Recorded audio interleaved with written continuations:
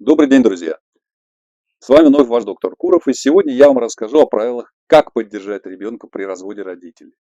Сегодня вы услышите 3 главных правила о том, как поддержать ребенка. Смотрите, впитывайте и не переключайтесь. Поехали!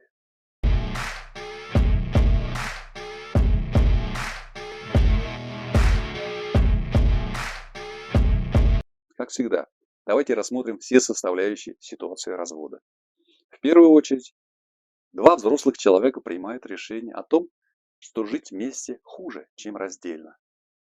Конечно, как правило, это решение дается им нелегко. Ранее они приходили к прямо противоположным выводам. Сойтись, пожертвовать своей свободой, частью своих привычек и интересов ради того, чтобы быть вместе.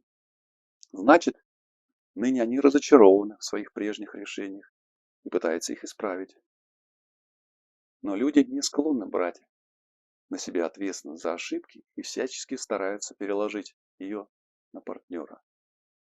А на кого можно перевести все стрелки при разводе? Естественно, чаще всего виноватым становится неоправдавший надежды партнер. Поэтому-то большинство разводов оставляют шлейф обид, раздражения, ощущения бесцельно потерянного времени. Есть ли у разводящихся альтернативный план? И всегда ли они адекватно оценивают свои силы и возможности? Нет. Они лишь надеются, что теперь у них все будет окей. Без этого противного человека и так они станут счастливее. Ни адекватных выводов, ни планов на будущее, ни желания его создавать у них, как правило, нет. Каждый живет ослепленной ненавистью к бывшему партнеру и желанием ему отомстить за свои же ошибки. И как вы думаете, должен себя вести, чувствовать маленький человечек, еще не умеющий многое, в том числе ощущать себя полностью отделенным от своих родителей? Естественно, на него сваливаются эти явные и скрытые разочарования, страхи, раздражения и ненависть обоих. Подумайте, сколько всего на этот маленький, неокрепший умишка. В зависимости от возраста этот груз ему переносить тяжелее или легче, но событие не может пройти бесследно. Он, находясь в большей или меньшей зависимости от родителей, транслирует все эти эмоции и отчаяние. И если взрослый человек сам может, но не всегда хочет справиться со своими проблемами, то малыша никто не спросил о его желаниях и еще не научил переносить такие потери. Он привык пока опираться на обоих родителей, брать единственно возможный пока пример, идентифицируя себя с каждым из них. А тут у него выбивают из-под ног эту незаменимую для него пока опору. Конечно, ни в коем случае нельзя сохранять разрушающиеся отношения только ради ребенка.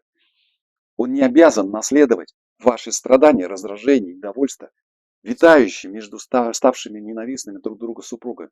Пусть даже им кажется, что они все искусно скрывают друг от друга и от ребенка тоже. Не получится. Он вас чувствует иногда лучше, чем вы сами себя. В этом детям нет равных. Поэтому лучший подарок и без того страдающему ребенку сохранить с бывшим доброжелательные отношения. Ему очень важно видеть обоих родителей счастливыми и добрыми, иначе он может перенести вину за развал семьи на себя.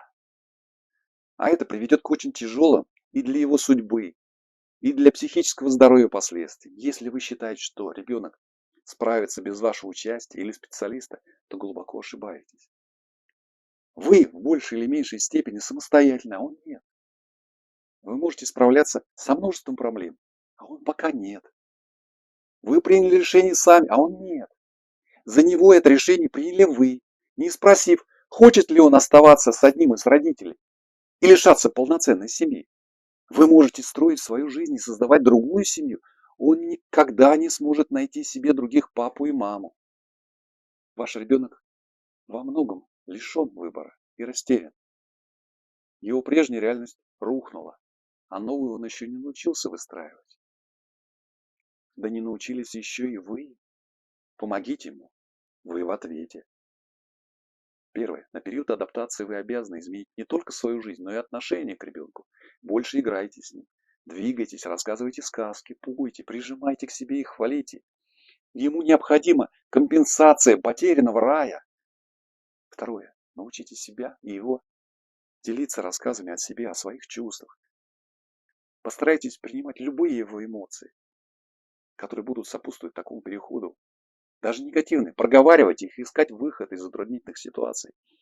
Сейчас вам обоим это крайне необходимо.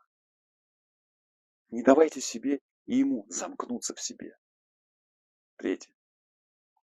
Вы не можете оставить ребенка в растерянности, не дав ему достаточно представления о том, как вы намерены жить дальше, чем заниматься и к чему стремиться.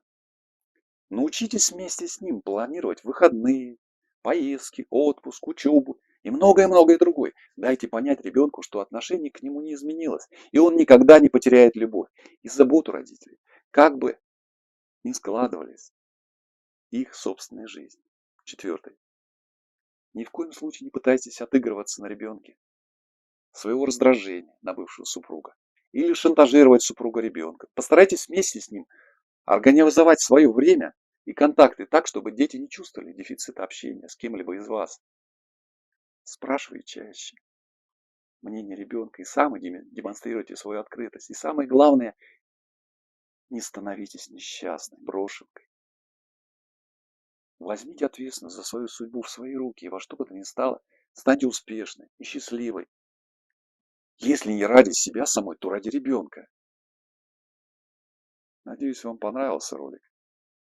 Делитесь своими мыслями, пожеланиями, вопросами в комментариях под видео, а также вся подробная информация о записи ко мне на прием и консультацию по ссылкам ниже.